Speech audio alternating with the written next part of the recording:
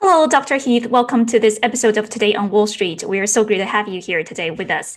Before we get started, Dr. Heath, can you please tell us a little bit about yourself? What's your career trajectory and what's your current position? Sure. I'm a senior researcher at the RAND Corporation. I've been there about 7 years. And prior to that, I had a career in the government and in the military. Spent many years studying the Chinese military and security issues. Thank you for the introduction. And that brought us to your recent research paper published by the RAND Corporation, China's Quest for Global Primacy. Can you tell us a little more about the paper? What are the key findings of your research? Sure. So the paper attempts to explain China's international strategy, and based on my analysis of Chinese documents and speeches by top leaders, I proposed a strategy that seemed consistent with those documents. And the strategy aims to establish China as the most powerful country in the world, and it aims to do so through a diplomatic or international strategy, which I described, and I proposed a defense strategy, again, which I view as consistent with the writings that I analyzed. I see. So, now China seems to be the first and foremost on the minds of many American politicians, planners, and military officials. And we hear a lot about how the United States views the China challenge. But can you give us the Chinese perspective regarding competing with the United States a little bit? Specifically, how does the Chinese leadership view the United States, and how does that view get reflected in its decision-making? Yeah, so in the report, I do spend some time examining the views of Chinese leaders, scholars, experts, and what I find is that the Chinese admit, frankly, that there is a competition going on. They believe the competition is unavoidable. However, they reject the idea that the competition must result in conflict. So what this suggests is that the Chinese believe that they can carry out the competition and possibly prevail in the competition without ever having to go to war. And it is this perspective that I try to understand and reflect in my report. Other findings I discovered as I did my research is that the Chinese have in the past found a lot of benefit to U.S. international leadership, but increasingly are discontent and dissatisfied. And Chinese experts and officials routinely criticize U.S. international leadership and advocate for a newer, better, improved international order that would feature a greater role for China. I see. And I think in your research paper, you also posit an international end state consistent with the national end state of the China dream. I wonder if you can elaborate on the idea of China dream a little bit. What Sure. are the directives and policies consistent with China's goal? So the China dream fundamentally is a set of goals, primarily domestic, that aim to make the Chinese people prosperous, secure, and have a high standard of living. It also aims to bring greater prestige and respect for China as a great power. But this China dream, to achieve this China dream, requires a lot of changes in the way the international economy is organized and changes in international politics. And so the China dream carries very clear implications for foreign policy. What I describe in my paper are some of those foreign policy end states that seem consistent with the China dream. For example, in the China dream end state for foreign policy, China is the most powerful, most important country in the world. The US is also important, but of secondary importance.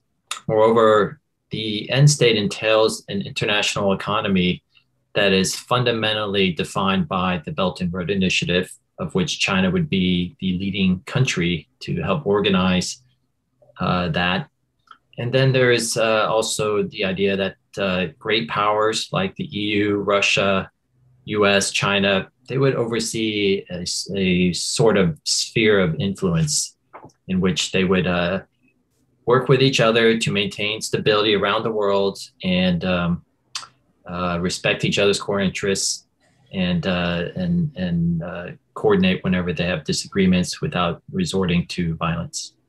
I see, I see. So speaking of international relations, what are China's objectives regarding other major powers like Russia and the EU relative to its competition with the United States? Right. So the paper did focus on end states for the U.S. and China. And in this end state, the U.S. is weaker and inferior to China, but it has not gone to war. They have peaceful relationships. And they do cooperate on shared issues, but on terms defined by China. To achieve this kind of end state, China would need the cooperation of the Russians. And I posit the most plausible way this would work is if Russia cooperated as basically a junior partner of China. And if the US and Europeans were largely separate from each other, divided, or at least they did not cooperate very closely. So divided US and Europe and a close China-Russia collaboration would position China best to achieve some of its goals, at least regarding the great powers. I did also talk about goals for Asia and the developing world. In Asia, what China would like to see is obviously the Belt and Road Initiative becoming this defining architecture that increases the dependence of many countries in Asia on China. So that China becomes essentially the big brother to many Asian countries, and countries that don't want to participate, like Japan, would be essentially deterred from provoking China. And then in the developing world, China would like to position itself as a leader of a global coalition, if you will, of developing countries.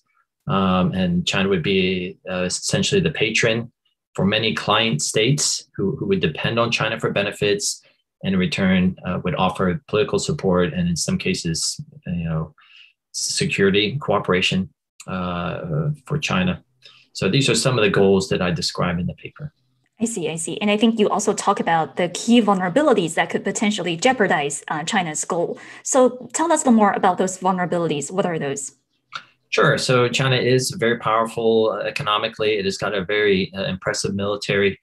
But China's efforts to unseat the U.S. and become a global leader does face some serious challenges. The most pressing challenges for China are domestic.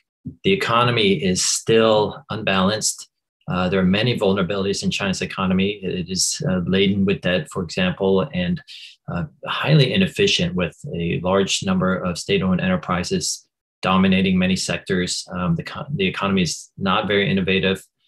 So there's a lot of work that Chinese need to do to reduce economic vulnerabilities. There's also the political vulnerabilities of a populace that is experiencing a great deal of repression. China's internal security spending is higher than its defense spending, and that reflects a country that still has a lot of social stability issues. So I think there are domestic challenges. Internationally, China still faces challenges in winning a lot of friends, especially in Asia, where there's a lot of skepticism about Chinese power. And in the developed world, in Europe, increasingly, there's skepticism about some of the offers China's making. I think China's made more progress in building a network of partners in Africa and other parts of the developing world. I see. So in the paper, you argue that in addition to traditional hotspots like Taiwan, you caution that the United States will need to take a broader approach to countering increasing China influence in Asia and globally. So tell us a little more about that reasoning. Why is it so? Well, as I said, it all has to do with the Belt and Road Initiative. If China wants to be a global leader, then what it needs to do is establish its influence as a patron with countries along the Belt and Road. And that's countries throughout Central Asia, South Asia, Africa, Middle East, even into Latin America. And often what a patron does is provide clear benefits to its clients in exchange for access or support. And what that means is that China in coming years can be expected to get more involved in the security needs of countries along the Belt and Road. It's already involved. For example, if you look at Pakistan, where China is funded an army of 10,000 Pakistani troops to protect Chinese interests. And if you look in Iran, where China has dramatically increased arms sales to Iran as a security partner and a key partner of the Belt and Road Initiative.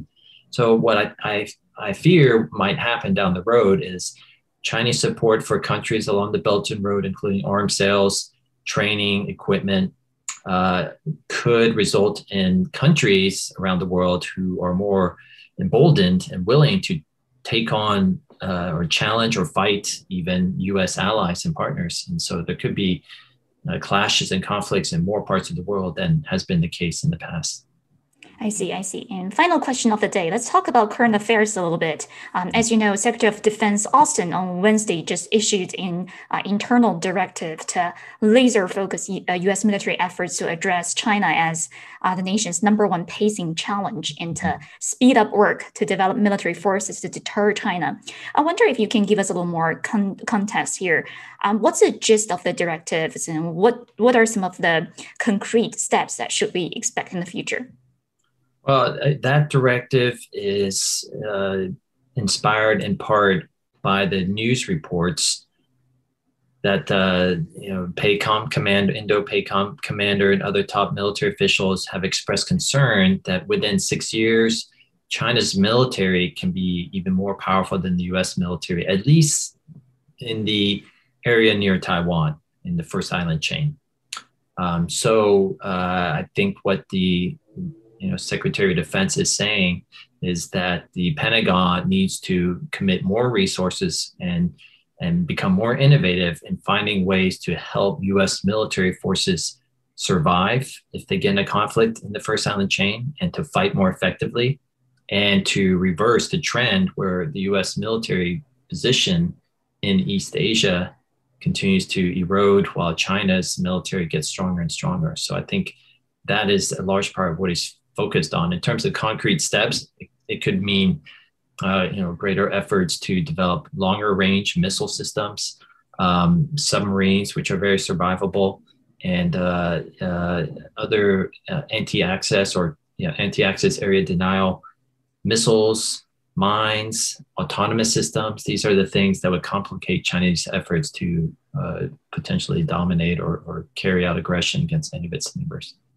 I see. Thank you so much for all the insights, Dr. Heath. I had a great fun talking with you, and I look forward to talking with you in the future when opportunities arise. Thank you so much, and have a good rest of the day. My pleasure. Thank you for having me. Thank you. Bye. Bye. All righty. Well, thank you for reaching out to me, and I look forward to seeing the video. 此前，来自《金融时报》的报道表示，中国在8月试射了一枚能够装置核弹头的极音速飞弹，又称超高音速飞弹。美国裁军大使伍德今天对媒体表示，中国试射让美国非常担心。他表示，我们对于中国在极音速飞弹方面的行动感到十分困扰，并且忧虑。根据相关资料介绍，极音速飞弹一如传统弹道飞弹，可以以5倍音速以上的速度飞行。而中国外交部发言人赵立坚则否认，说《金融时报》报道中的飞弹其实只是例行实验中的航天器。伍德在接受采访时表示，俄罗斯也拥有极音速技术，美国原本要避免研发，但是现在别无选择，只能跟进研发。他表示，如果你被这种飞弹瞄准，那么就要想方设法保护自己。而白宫新闻发言人也在今天下午的记者会上对于相关情况进行了通告评价。下面请看现场报道。Can you comment on reports that China tested a nuclear-capable hypersonic missile over the summer to the surprise of U.S. officials? Are these accurate, and do these raise concerns about China's nuclear capabilities? Well, I know Secretary Austin, I should say, was asked this question this morning and addressed it, but I'm not going to comment on the specific report. I can say and would echo what he said, which is generally speaking, we've made clear our concern about the military capabilities that the PRC continues to pursue. And we have been consistent in our approach with China. We welcome stiff competition, but do not want that competition to veer into conflict, and that is certainly what we convey privately as well. Do you have any reaction to the airstrike on Ethiopia? I will get you something after the briefing. Go ahead. 感谢您来到由我李琦 Lizzi 为您带来的今日华尔街频道。在看过节目之后，如果喜欢，请别忘了为节目点赞，也请您在留言区留下您对节目的见解和意见。如果您是频道会员的话，我们会在第一时间回复您的留言，解答您的疑问。另外，如果还没有订阅的话，请记得要订阅频道，并且打开订阅按钮旁边的小铃铛，这样您就可以在第一时间收到节目发布的最新信息了。再次感谢您观看今日华尔街频道，我是Lizzi，我们下次再会。